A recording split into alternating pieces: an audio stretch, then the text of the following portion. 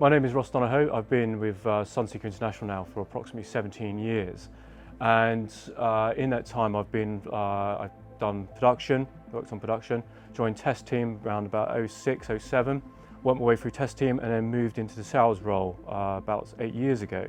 So I predominantly look after the performance side of our brands, from the 38 Hawk all the way up to the 74 Sport Yacht.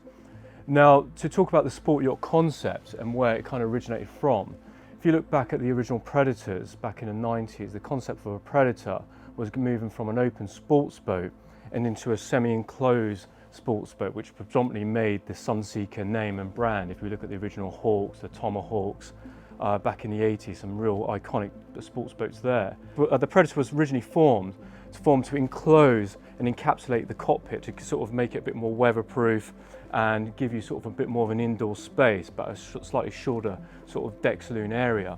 And then the idea sort of originated back in about 2008 when we launched the 84 Predator, and that had like a little sort of capsule on the top, which is like a mini flybridge.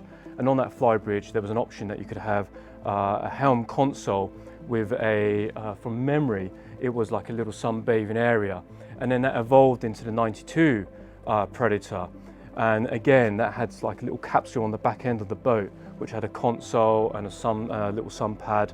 And then eventually it rolled down into the smaller boats, which was the original 74 Predator, which was a very popular boat for us.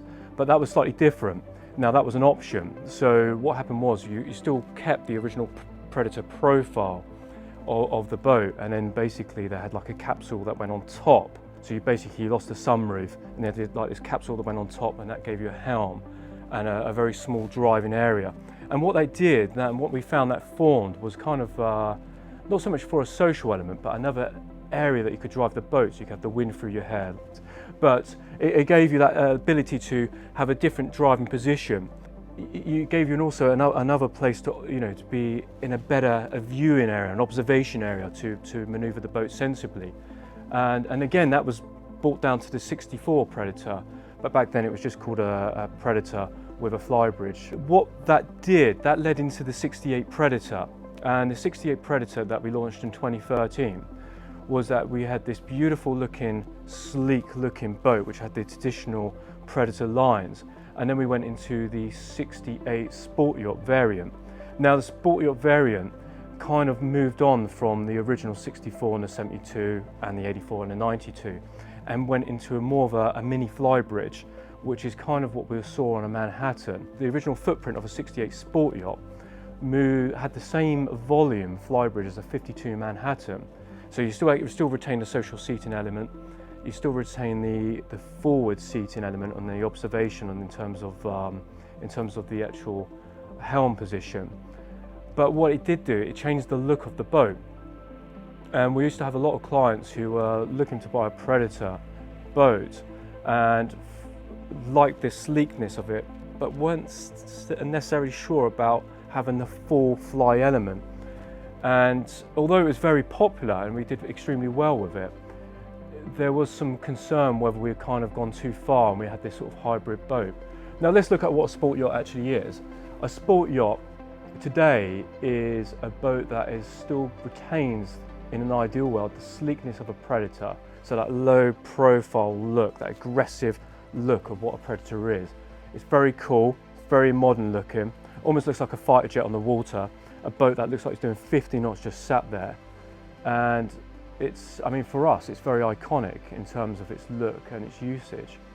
And then if we look at what a flybridge is more of, I guess we look at it, still retains that sort of aggressive sort of profiles if we look at the Manhattans, but it's a bit more classic and something you'd kind of refer to as a family man sort of boat, where you've got different elements of where you can socialise. You can socialise on the flybridge, the aft cockpit, the platform, inside the boat. The deck saloon's a lot longer, so you've got these different elements. And the Predator's trying to kind of almost like an opposite of version of that, where you've got like a big sunroof, you've got the wind through your hair, your head's through the roof, you've got a big smile on your face. Not to suggest that the flybridge element doesn't have that, but it kind of it's almost like driving a Lamborghini and you forget about your troubles, and it's a feel-good factor about the boat. And you've got this big aft cockpit, so you can socialise there, platform aft cockpit, slightly smaller deck saloon, but it's all about outdoor living, it's outdoor space. And the Sport Yacht is trying to bridge between the two gaps of a flybridge boat and the Predator, the variant. And the 68 was kind of the bridge between the two. You still retained a garage, smaller crew, great big aft cockpit, aft sun pad, which the Manhattan doesn't have, and then you had this sort of mini sports fly, and the compromise was sort of slightly smaller deck saloon area. But as I said earlier, the issues were with looking at that, if you could decide there was an issue, was the profile of the boat. The Sport Yacht was becoming a little bit too, what was it? It was becoming more of a flybridge, and that was generally the concerns. So to address that on the 74, when we launched that back in 2017, 2018, was that we launched the Predator. The Predator 74 has been a brilliant boat. Fantastic speed, the look of it's aggressive. And what we did on the 74 was that we dropped the radar arch hoop from the 68 on the 74 to try and keep that ultra slick look of it, which I think we were quite successful.